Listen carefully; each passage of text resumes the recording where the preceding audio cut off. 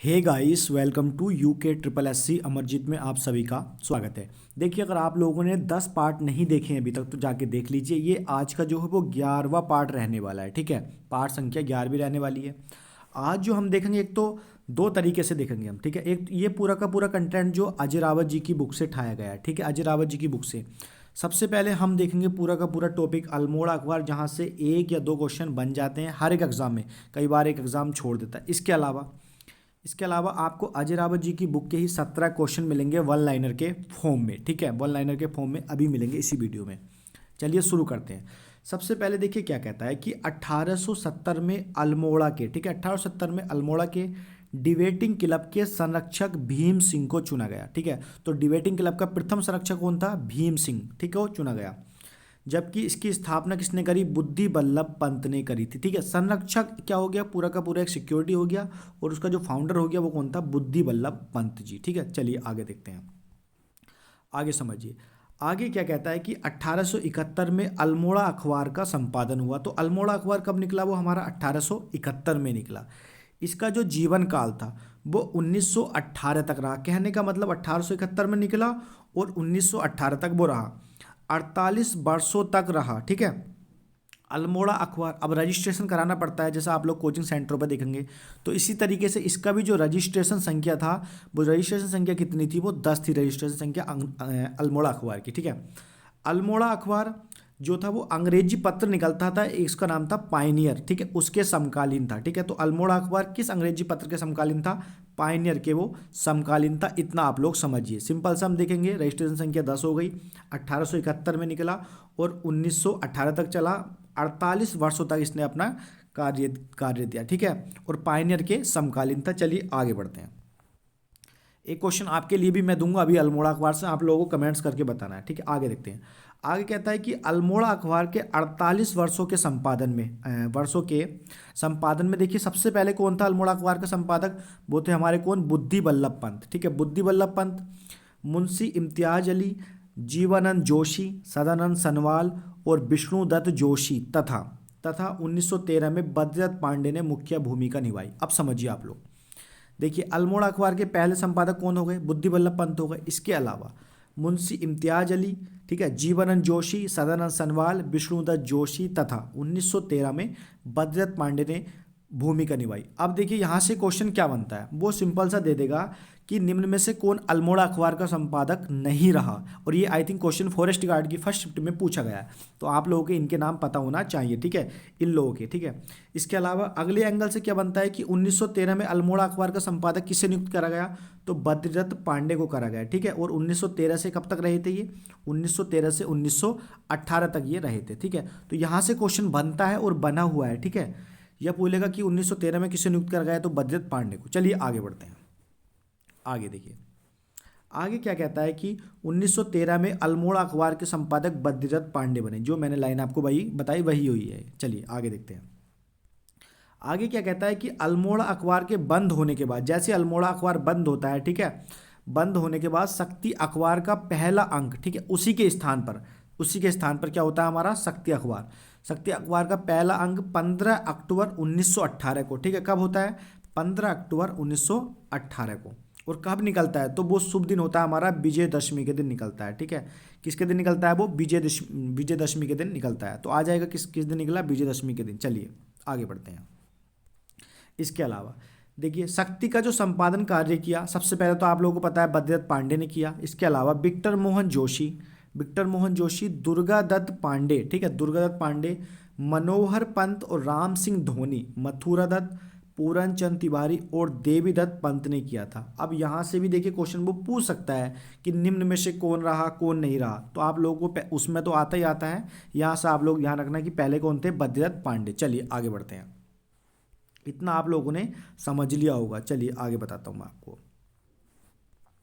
इसके अलावा क्या होता है कि 1921 में शक्ति के संपादक कौन थे? विक्टर मोहन जोशी थे। ठीक है, ये जो पर्सन है विक्टर मोहन जोशी, तो इनका आप लोगों को याद जरूर रखना है कि ये संपादक कब थे? 1921 के टाइम पीरियड में ये संपादक थे। ठीक है, तो ये अल्मोड़ा अखबार का था, ये हो गया। अब आगे हम जो है अजय रावत जी के वन लाइनर के फॉर्म में देखेंगे अभी। अब आप लोगों के लिए क्वेश्चन, आप बताइए कि अल्मोड़ा अखबार, ठीक है, अल्मोड़ा अखबार निकालने की सलाह किसने दी थी, ठीक है। अल्मोड़ा अखबार निकालने की जो है वो सलाह किस व्यक्ति के द्वारा दी गई थी, आप लोग बता सकते हैं, कमेंट्स करके आपको बताना है, ठीक है। चलिए अब देखिए यहाँ पे जो हमारा अजरावा जी की बुक से रहना है, चंद वंश से संबंधित महत्वपूर्ण प्रश्न, ठीक है। चंद वंश से संबंधित है और महत्वपूर्ण प्रश्न हैंगे, और ये कहाँ से होने, हमारे अजरावा जी की बुक से ये होने। चलिए देखते हैं आगे। सबसे पहला क्वेश्चन देखिए क्या कहता है कि चंदों व मुगलों के संबंध का वर्णन मिलता है, ठीक है। तो चंद वंश और मुगलों के संबंध थे, तो इसकी जो हमें जानकारी मिलती है वो हमें एक पुस्तक मिलती है, उसका नाम क्या होगा, जहांगीरनामा, ठीक है। जहांगीरनामा व शाहनामा से ये मिलती है, ठीक है। ये इसका सही आंसर हो जाएगा। चलिए आगे बढ़ते हैं। इसके अलावा देखिए अगला क्वेश्चन, अगला क्वेश्चन कहता है कि पक्षी आखेट पर राजा रूपचंद्र, ठीक है। अब कहीं कहीं रूपचंद्र को ही रुद्रचंद्र कहा गया है। राजा रूपचंद्र द्वारा लिखित ग्रंथ कौन सा है, तो इसका क्या होगा, हमारा सैनिक शास्त्र होगा, ठीक है। सैनिक शास्त्र तो आ जाएगा, सैनिक शास्त्र किस पर आधारित है, पक्षी आखेट पर। चलिए आगे बढ़ते हैं। इसके अलावा अगला क्वेश्चन देखिए कहता है कि नेपाल में धर्म प्रचार प्रसार, ठीक है। नेपाल में जो है धर्म प्रचार प्रसार किस संत ने किया था, तो इसका आंसर क्या हो जाएगा, हमारा गुरु गोरखनाथ जी, ठीक है। क्या होगा, गुरु गोरखनाथ जी। जैसे आप लोगों ने देखा होगा ना, पौड़ी के पास में एक स्थान पड़ता है, उसका नाम क्या, भक्तियाना, ठीक है। क्या नाम पड़ता है उसका, भक्तियाना।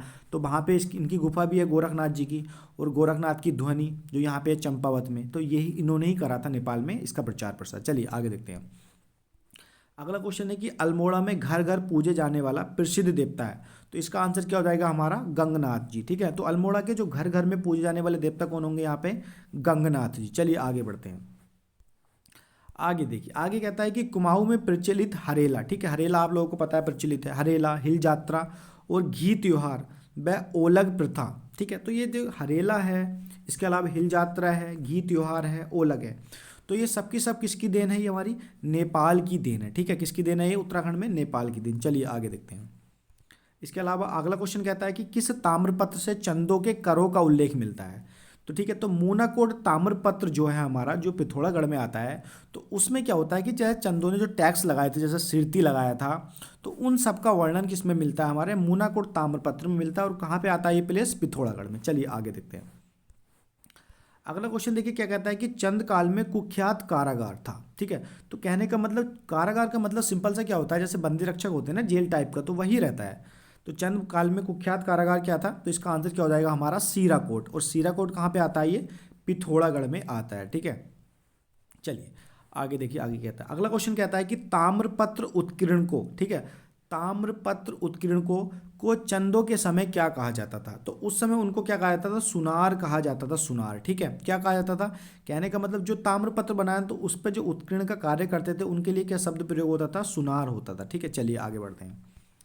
अगला क्वेश्चन देखिए, अगला क्या कहता है कि किस के समय तराई क्षेत्र में 9 लाख आय होती थी, कहने का मतलब कौन सा चंद राजा था जिसके समय तराई से 9 लाख रुपए की आय होती, तो इसका आंसर क्या हो जाएगा, हमारा जगत चंद के समय में, ठीक है। चलिए इंपॉर्टेंट क्वेश्चन है सभी। अगला क्वेश्चन देखिए क्या कहता है, अगला कहता है कि भोटियो, भोटियो व हुडियो पर, ठीक है, ये जनजाति होती है, भोटियो व हुडियो पर किसने सिरती, ठीक है, सिरती नामक कर लगाया था, तो इसका आंसर क्या हो जाएगा, हमारा बाज बहादुर चंद। यह सिंपल सा बोलेगा, सिरती कर किसने लगाया, बाज बहादुर चंद ने किस पे लगाया था, भोटियो व हुडियो पर। चलिए आगे बढ़ते हैं। अगला देखिए क्वेश्चन क्या कहता है, अगला कहता है कि एक अधाली बराबर होता है, ठीक है।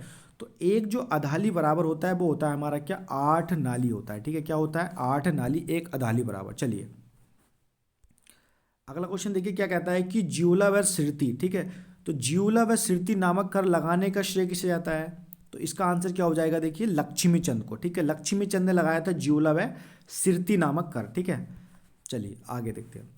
अगला क्वेश्चन देखिए, अगला क्वेश्चन कहता है कि किस चंद शासक के पवाड़े प्रसिद्ध हैं, तो किस चंद शासक के पवाड़े प्रसिद्ध है, तो इसका आंसर क्या हो जाएगा, हमारा भारती चंद के जो थे वो पवाड़े बहुत ज़्यादा फेमस थे। चलिए अगला क्वेश्चन देखिए, अगला क्या कहता है, अगला कहता है कि किस पुस्तक में थोवर चंद का उल्लेख मिलता है, ठीक है। आप लोगों ने पढ़ा होगा कि चंद वंश के संस्थापक सोमचंद्र है या थोवर चंद है, तो था तो सोमचंद ही, लेकिन थोवर चंद जो माना गया है वो 23वें क्रम का माना गया है। लेकिन चलिए छोड़िए, मेन क्वेश्चन है कि किस पुस्तक में इसका वर्णन मिलता है, तो इसका आंसर क्या हो जाएगा, किंगडम ऑफ नेपाल, ठीक है। तो किंगडम ऑफ नेपाल पुस्तक में थोवर चंद का वर्णन मिलता है। चलिए अगला क्वेश्चन देखिए क्या कहता है कि किंगडम ऑफ नेपाल के लेखक कौन है, तो एक पुस्तक है, अभी बताया मैंने आपको, जिसमें थोरचंद का वर्णन मिलता है, तो इसका आंसर क्या हो जाएगा, हमारा हेमलिटन ने, ठीक है। इसके राइटर कौन होंगे, हेमलिटन। चलिए आगे बढ़ते हैं। आप लोग कमेंट्स करके बताना कि क्या तरीका सही है, क्या रिस्पॉन्स आप लोगों का, क्या सही गलत, आप लोगों को बताना बहुत जरूरी रहता है, फीडबैक देना। चलिए अगला क्वेश्चन कहता है कि चंद्रवंश का सबसे पुरातन अभिलेख किसका है। ठीक है, तो चंद्रवंश का जो सबसे पुरातन अभिलेख होगा वो राजा अभयचंद का होगा। किसका होगा? राजा अभयचंद का। और ये 1317 के टाइम पीरियड का रहा है। चलिए आगे देखते हैं। इसके अलावा ये लास्ट क्वेश्चन है। अगला क्वेश्चन देखिए क्या कहता है कि नकुलेश्वर मंदिर, ठीक है, नकुलेश्वर मंदिर के पास भगवान बुद्ध की, ठीक है, नकुलेश्वर मंदिर के पास भगवान बुद्ध की भूमि स्पर्श मुद्रा में मूर्ति है। ठीक है, तो किस मंदिर में, ठीक है, किस मंदिर में भगवान बुद्ध की भूमि स्पर्श मुद्रा में मूर्ति है? तो इसका आंसर क्या होगा हमारा? नकुलेश्वर मंदिर। ठीक है, और आप लोग कमेंट्स करके ये क्वेश्चन भी बताना है कि नकुलेश्वर मंदिर कहाँ पे आता है। ठीक है, ये दो क्वेश्चन आप लोग कमेंट्स करके बताने हैं। और रिस्पॉन्स कैसा है आप लोगों को बताना, फीडबैक बहुत ज़्यादा जरूरी रहता है। चैनल पे नए हैं तो चैनल को आप लोग सब्सक्राइब कर लेना UKSSC अमरजीत के साथ। धन्यवाद, मिलते हैं नेक्स्ट वीडियो में आपसे।